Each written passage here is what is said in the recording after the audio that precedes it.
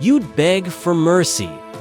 The 10 most brutal jobs in Pharaoh's Egypt exposed. Oh, you thought flipping burgers or staring at spreadsheets was soul-crushing? Huh, buckle up, because in ancient Egypt, jobs weren't just tough, they were straight-up nightmares that would make your therapist quit. We're diving into not 5, but 10 insane gigs from the land of pharaohs that you'd sell your firstborn to avoid. Picture this. Over 4,000 years ago, while pyramids pierced the sky, everyday folks slaved away in ways that'd make modern unions riot. From yanking brains through nostrils to dodging man-eating crocs, these roles were fueled by blood, sweat, and a whole lot of why me. Based on Herodotus' wild accounts in his histories and rock-solid archaeological digs from sites like Deir el-Medina, we're exposing the gritty truth. Get ready to laugh through the horror, cringe at the irony, and thank your lucky stars. You're watching this from your comfy couch in 2025? Let's roll, or should I say, drag that 2-ton block. Job 1, Embalmer. The Mummy Maker's grisly grind, kicking off our horror show. The Embalmer, those poor souls who turned pharaohs into eternal stiffs. Think taxidermy meets mad science. Herodotus spills the beans in Book 2 of his histories, describing how they'd ram a red-hot iron hook up the nose to scramble and yank out the brain like pulling noodles from a pot. God! No anesthesia, no gloves, just raw, rotting flesh under your nails for 70 days straight. They'd slice open the side, rip out organs with bare hands. Lungs, stomach, intestines, all sloshing into canopic jars guarded by gods who probably gagged too. Then, stuff the body cavity with natron salt to dry it like beef jerky in the desert heat. Imagine the stench. A cocktail of decay, cheap myrrh, and regret that'd make a skunk jealous.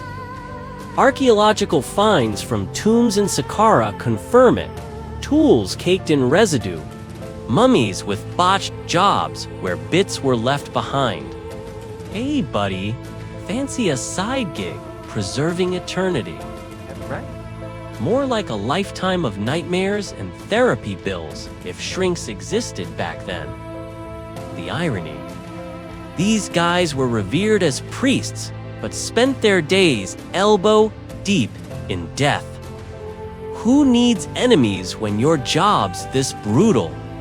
Feel that empathy yet? You'd quit after one whiff. Job 2, Pyramid Builder. The back-breaking behemoth next up. The Pyramid Builders, those unsung heroes.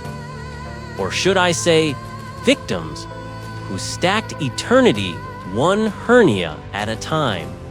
Archaeological evidence from Giza's worker villages, like those unearthed by Mark Lenner, shows teams of 20,000 hauling 2.5-ton limestone blocks from quarries miles away.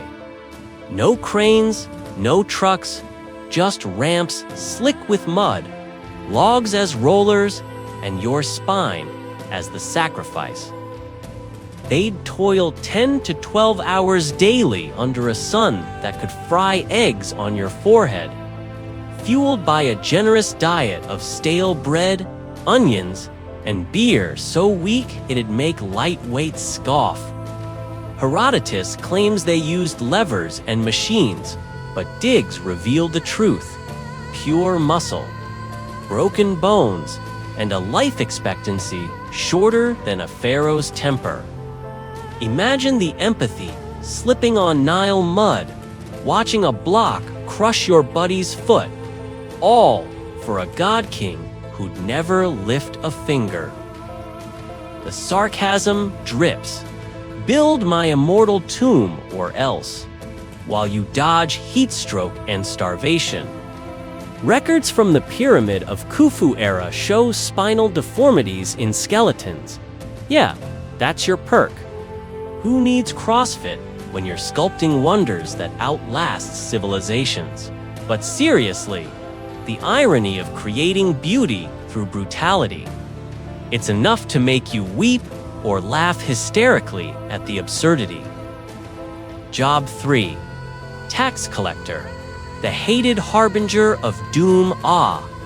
The tax collector, every society's punching bag. But in ancient Egypt, it was a death wish wrapped in bureaucracy. Papyri from the Middle Kingdom, like the Wilbur Papyrus, detail these guys scouring farms for grain, cattle, and linen taxes, often taking 10 to 20% of harvests that barely fed families. If you shorted the pharaoh's coffers, whippings, forced labor, or worse, your land seized. Herodotus notes the Nile's floods made assessments tricky, but collectors didn't care.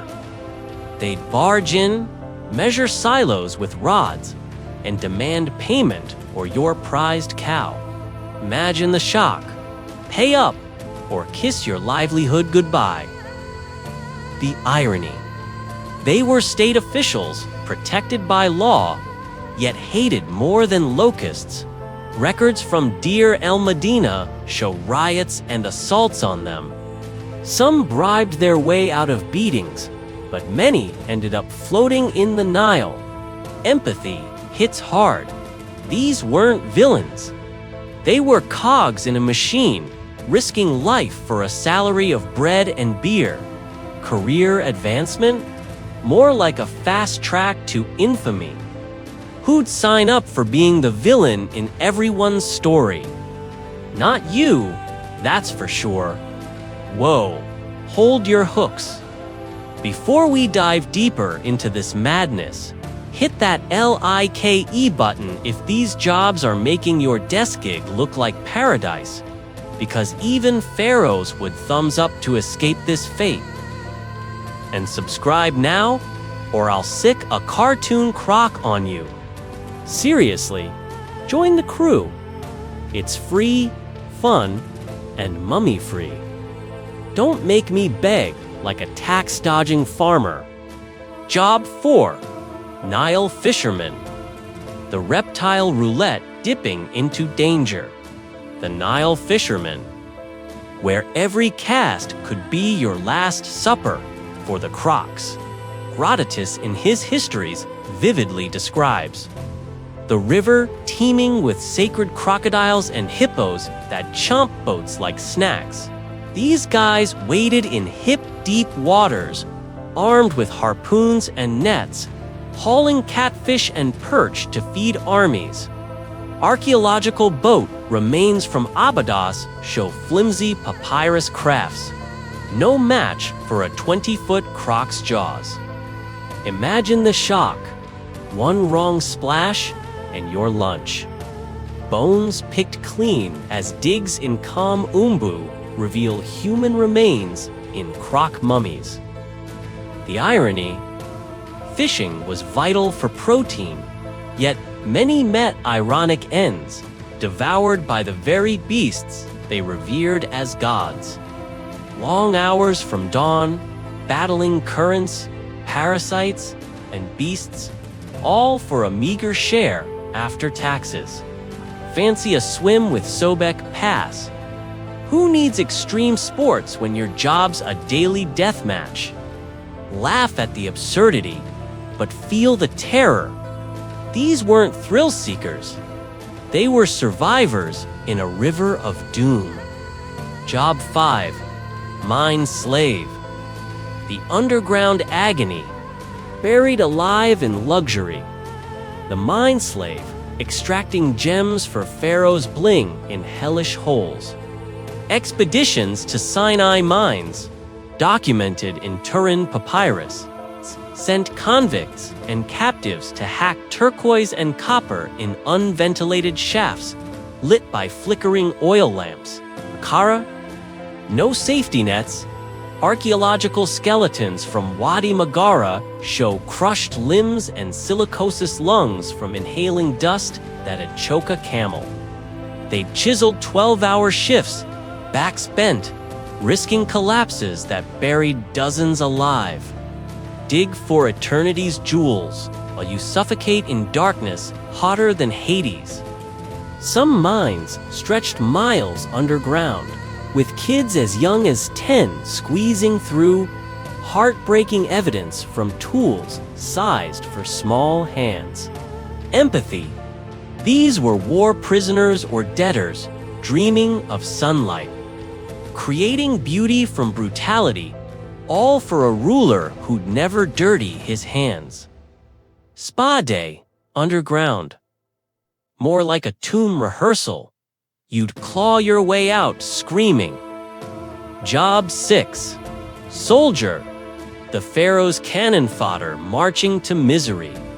The soldier, Pharaoh's disposable muscle in endless conquests. Records from Ramses II's Kadesh battle inscriptions boast victories. But archaeology at border forts like Buwan reveals the grim. Conscripts yanked from farms, trained brutally, then hurled at Hittites or Nubians with bronze spears and leather shields. Herodotus mentions mercenary life, but locals faced dysentery, arrow wounds, and sieges where starvation was the real killer. Amputations without painkillers, infections turning heroes to husks, skeletons with arrowheads embedded confirm it. Fight for glory, get a shallow grave. Empathy for these defenders away from families for years, battling heat and homesickness, enlist today. Yeah, for a short, violent life, who'd trade peace for Pharaoh's ego trips? Job 7. Priest. The ritualistic butcher, holy horror. The priest, guardians of gods, but slaves to endless rites. Temple records from Karnak detailed dawn to dusk duties, slaughtering bulls for Ammon. Entrails inspected for omens, Herodotus describes vivid dissections. No breaks, purification baths, shaving every hair to avoid impurity. Archaeology shows animal mummy farms where priests bred and killed thousands. Sacred life of bloodbaths. Botched sacrifices meant divine wrath, stressing these holy men to breakdowns. Isolated, celibate in some orders, craving normalcy, divine calling, more like a gory grind. Job 8. Farmer. The flood's fickle servant sowing sorrow. The farmer, backbone of Egypt, yet at nature's mercy. Records show annual floods, too low, famine. Too high, drowned villages. Herodotus notes irrigation canals dug by hand, battling hippos and crocs. Plagues of locusts, as in Old Kingdom reliefs, devoured yields. Feed the empire. Starve yourself after taxes. Skeletal evidence of malnutrition. Back-breaking toil. Family dependent. Praying to Hapi for survival. Bountiful life. More flood-fueled fiasco. Job 9. Scribe. The ink-stained slave, pen-pushing peril. The scribe, elite, yet exhausted. School texts from Deir el-Medina show 12-year training, then lifetime copying laws. Taxes, mistakes, meant floggings. Herodotus praises literacy, but archaeology reveals arthritis, riddled bones from endless writing, power through words chained to desks. No weekends. eyes ruined by dim light, courted everything from dreams to disputes. Dream job, more monotonous madness. Job 10, court servant, the intrigue-infested palace poison. Court servant, amid luxury but lethal plots. Coom, autobiographies like Harkhuff's detail spying, serving, fail, and its execution. Herodotus on royal intrigues. Eunuchs, assassins, proximity to power, constant danger. Poison tests on food, no trust, endless vigilance. Glamorous, deadly drama. Collusion woo, from brain-yanking to palace plots. Ancient Egypt's jobs were survival gauntlets, thanks to Herodotus and Diggs for the proof. Built wonders on broken backs, grateful for AC and weekends. Like if you laughed through the horror, subscribe for more twisted tales. Comment your nightmare job escape. Stay sane, no mummies required.